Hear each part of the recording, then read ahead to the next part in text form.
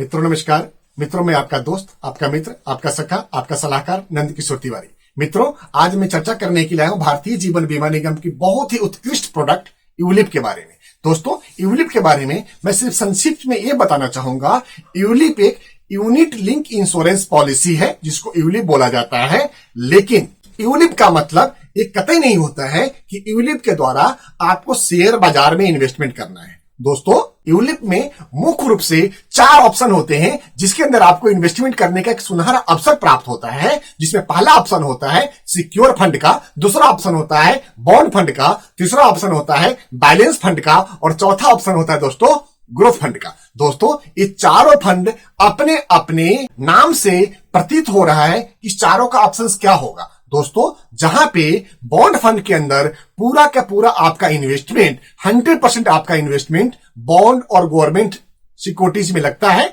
उसी की तरह आपका सिक्योर फंड के अंदर पैसा भी debenture, government securities, RBI bond, infrastructure bond और इस तरह के ही सिक्योर इन्वेस्टमेंट में लगता है। जबकि उसी के तुलना में अगर आप बैलेंस फंड की बात करें तो यहां पे 55 से 60% का पोर्टफोलियो जो इन्वेस्टमेंट होता है हमारे फंड मैनेजर के द्वारा इक्विटी और इक्विटी रिलेटेड इंस्ट्रूमेंट में की जाती है और बाकी का 40% तक का पैसा डेट और डेट इंस्ट्रूमेंट में रखते हैं। दोस्तों इसी क्रम में अगर चौथे फंड की मैं बात करूं जिसको हम ग्रोथ फंड बोलते हैं, वहां पे 65 to 75% पैसा इक्विटी फंड्स के अंदर एक्सपोजर लेके रखा जाता है। बाकी का 25% पैसा फंड मैनेजर अपने कॉल और जरूरत के हिसाब से बैलेंस, डेट और सिक्योर में इन्वेस्टमेंट करके रखते हैं। मुख्य रूप से ये 4 फंड है। दोस्तों अगर मैं पिछले 5 साल, 10 साल, 15 साल के एलआईसी की इस फंड के परफॉर्मेंस की बात करूं तो एवरेज अगर बॉन्ड फंड के रिटर्न की बात करते हैं तो 6% से लेकर के 10% के बीच में, सिक्योर फंड की बात करते हैं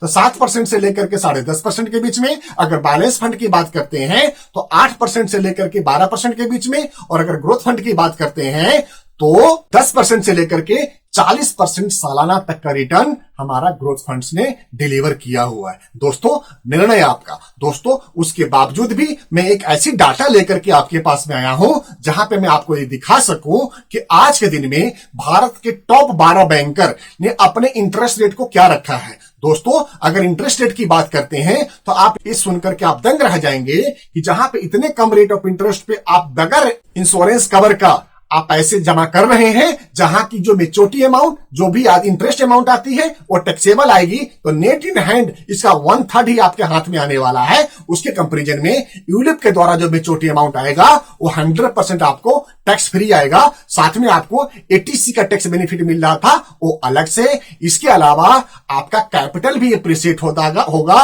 और आपका नेचुरल डेथ कवर और एक्सीडेंटल डेथ कवर भी इसके अंदर फ्री ऑफ कॉस्ट कवर रहती है, जिसके लिए उसमें चार्ज तो काटा जाता है, लेकिन जब हम नेट यील्ड दिखाते हैं, नेट रिटर्न बताएंगे तो उसमें हम आपको वो सारा मोर्टिलिटीज और फंड मैनेजमेंट चार्जेस निकलने के बाद में बताते हैं। दोस्तों तो आइए मैं आपको आगे की चर्चा अपने डेस्कटॉप पे लेकर करता हूं, जहां पर मैं ये आपको हर समय बताने की कोशिश करूंगा कि क्यों आपको हमारे यूलिप में इन्वेस्टमेंट करना चाहिए और आज का बैंक का इंटरेस्ट रेट क्या है। दोस्तों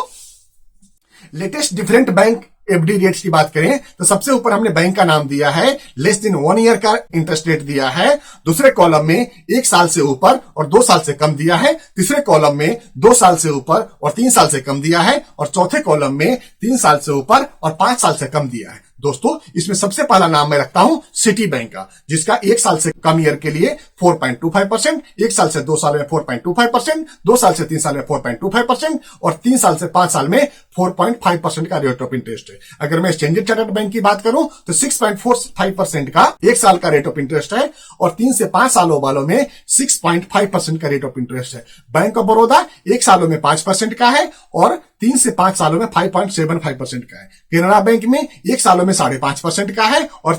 3 से 5 सालों वालों में 5 से 8% का है। उसी क्रम में अगर बात करूं मैं एक्सिस बैंक का तो 6.4% 1 साल का रेट ऑफ इंटरेस्ट है और आगे आने वाले 3 से 5 सालों में आपको 6.5% का रेट ऑफ इंटरेस्ट है। कोटक महिंद्रा बैंक की बात करें 5.5% 1 साल का रेट ऑफ इंटरेस्ट है, 1 से 2 सालों में 5.90% का और 2 से 3 सालों में 5.90% का और 3 से ऊपर के सालों में 5.90% का रेट ऑफ इंटरेस्ट है। दोस्तों इतने कम रेट ऑफ इंटरेस्ट होने के बावजूद भी बहुत बड़ी मात्रा में, बहुत बड़ी तादाद में आप लोगों के द्वारा, आपके इन्वेस्टर के द्वारा, आप जैसे इन्वेस्टरों का कई हजार करोड़ का फंड इन्वेस्टमेंट अभी भी बैंक में रख के आप लोग उसको खराब कर रहे हैं दोस्तों, खराब कर रहे हो, बिल्कुल खराब कर रहे हैं दोस्तों। जबकि जिस कंट्री का economic growth rate, GDP growth rate 10%, 12% और 18% आने की संभावना बनती है, वहां पे आप 3%, 4% और 5% के रेट ऑफ इंटरेस्ट पे आप इन्वेस्टमेंट कर रहे हो। तो दोस्तों ये बात ध्यान रहे,